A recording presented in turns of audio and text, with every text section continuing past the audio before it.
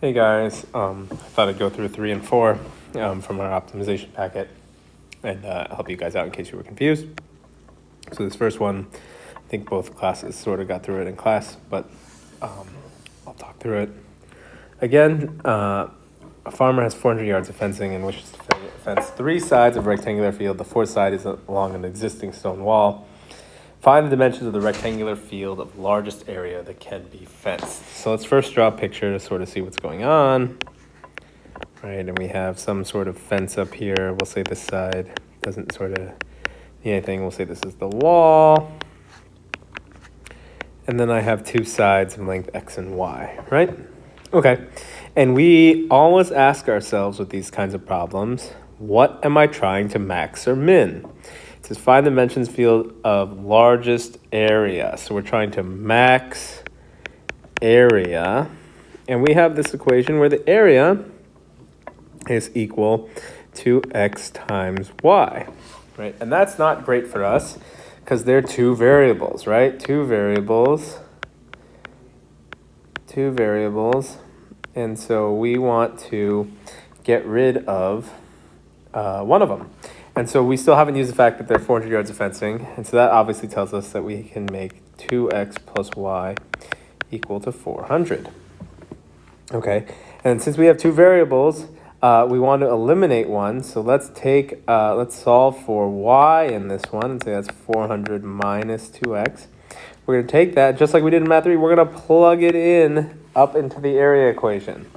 So now I could express area as a function of x, where it is, instead of a function of x and y, right, area is x times 400 minus 2x, or if we wanted to think about it as 400x minus 2x squared, that'll sort of be easier for us to take a derivative. Won't have to product rule.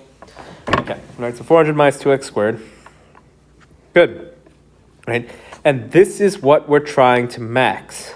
So maximize this a of x, right?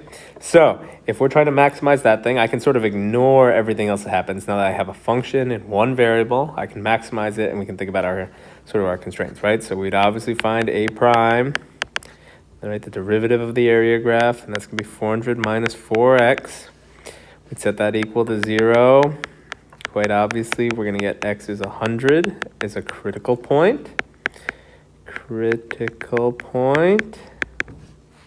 Okay. And then from that, we also need to consider our bounds. Okay.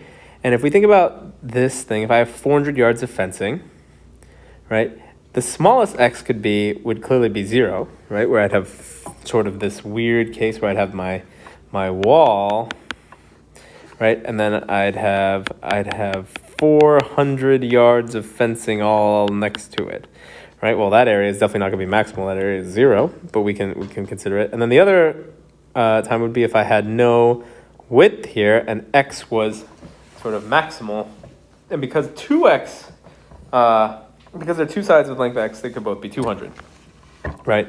So my boundaries at